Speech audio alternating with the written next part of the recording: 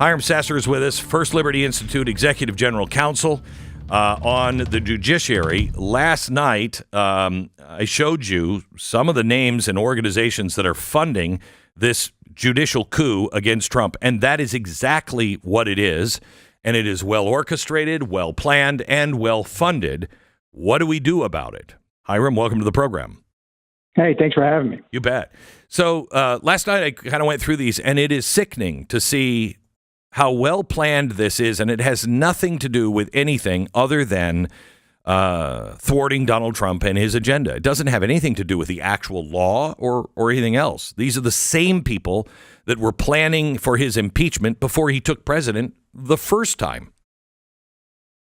You know, what I always find amazing is that everybody thinks that this is like a practice, right? Like we get to run our plays and there's no opponent going to be on the other side. Right. I mean, there's a team on the other side. They're very smart and they're well organized, and they work really hard for the things that they believe in, and so we have to work doubly hard. Look, the nationwide injunction thing has really gotten out of control. I mean, in the 20th century, it sort of kind of emerged in the 60s. You'd have a few here and there. I think a couple against President Reagan, a few against President Clinton. By this time in Biden's administration, there were only 3. There's like 159 now.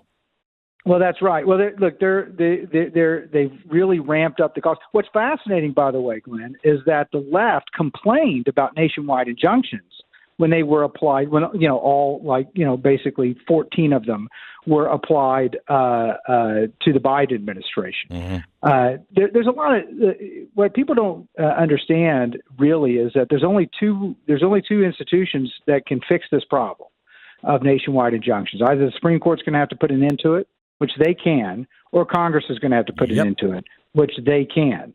But there's no way really from a legal standpoint to stop until we get to one of those two inflection points.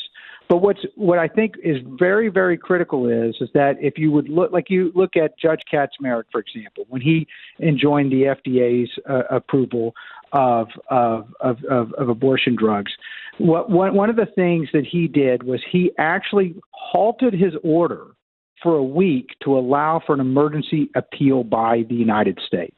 Like what Judge Boasberg was doing, turn the planes around. I mean, that's beyond the pale. Even with the power to issue a nationwide injunction, a district court judge should give the government the opportunity to do an emergency appeal in order to be able to have somebody else grade their papers. And unfortunately, this isn't about the rule of law. This is about trying to control the policy, and that's the big problem. Right. I mean, when the left cheered when Joe Biden didn't just go against the district court. He went against the Supreme Court and said, well, they told me I couldn't spend this money, which is clearly unconstitutional.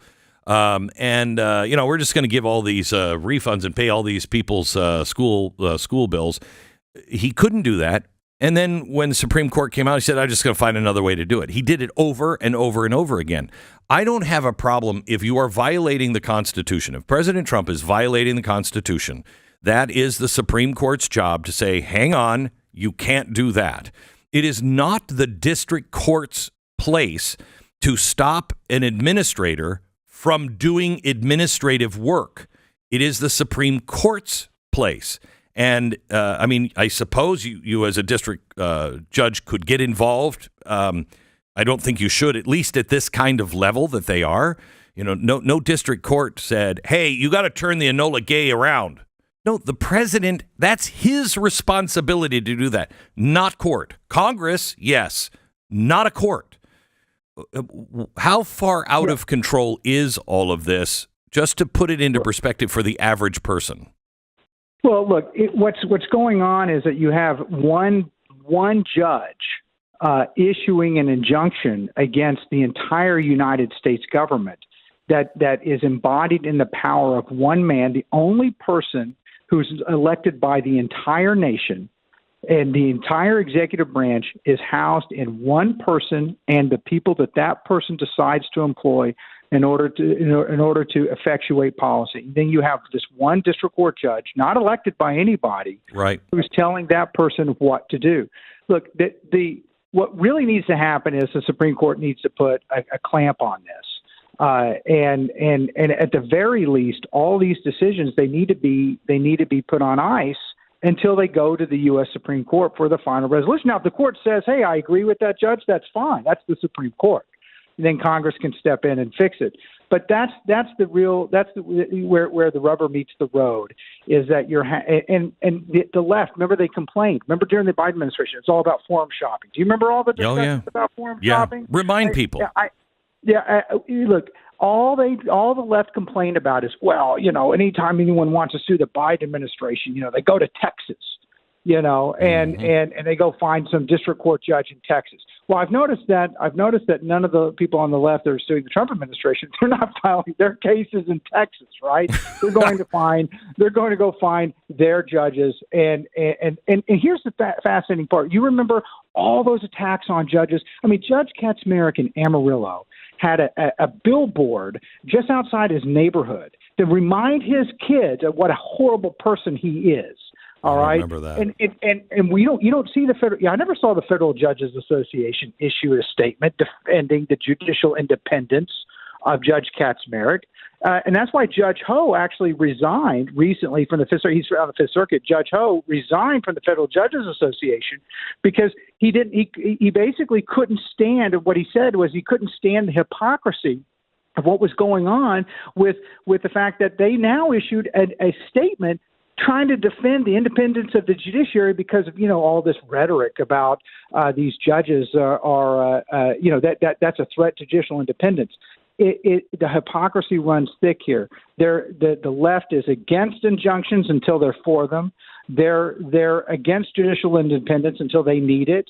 They are constantly switching sides just because it's about a fight about power and whatever gives them the power. So look.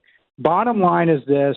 It's up to Congress. There's a bill in front of Congress. They're debating it now, hopefully that they can address nationwide injunctions. Look, one last thing I'll say, Glenn, is this. When we represented Navy SEALs to sue the United States Navy because of the COVID vaccine mandate violating their religious objections to taking the vaccine, we had Navy SEALs.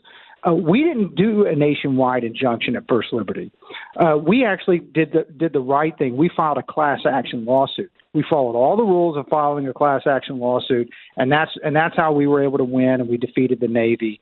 There is a way to do this right. Getting rid of nationwide injunctions is not going to hamstring anybody. Everybody can do it the way we did it at First Liberty and still win. Yeah, I tell you, it's and I know it's not about winning. This is just about destruction. This is just about hobbling this administration so we can't get anything done. And they'll just keep moving on from one another. They've already planned, I think, another 100 lawsuits by the end of the year. He hasn't done anything yet. And they've already wait until you see what's coming next fall. What are you talking about? How are you planning all these lawsuits in advance? Well, look, it's called lawfare. The left has always been better at it. Have you noticed, they always have to attack the left has to attack the Supreme Court. We had to come out in great defense of judicial independence. The left loves judicial independence for their district court judges, but they never talk about it for the Supreme Court. They don't mind the protesters outside Justice Kavanaugh's house, with his daughters, looking out the window to see people chanting, death to their dad, right? The left doesn't care about the attacks on the Supreme Court. Why? Because they don't feel like that they own that court anymore. But if you go back in time when the left had a stranglehold on the U.S. Supreme Court, you go back 20 years. The American Bar Association, the ACLU, all they ever talked about was judicial independence. Yeah. All they ever talked about was defending the judiciary. Look, it's not about principle for the left. It's just about power. And on our side, we have fought principally and with principles in order to try to advance the missions that we want to advance in court. And it's time that the Supreme Court put a clamp down on some of the nonsense, or Congress, but one of those two is going to have to do it. Hiram, thank you so much. Hiram Sasser, he is the First Liberty Institute Executive General Counsel. You can find their website and support them, firstliberty.org, or on X @FirstLiberty.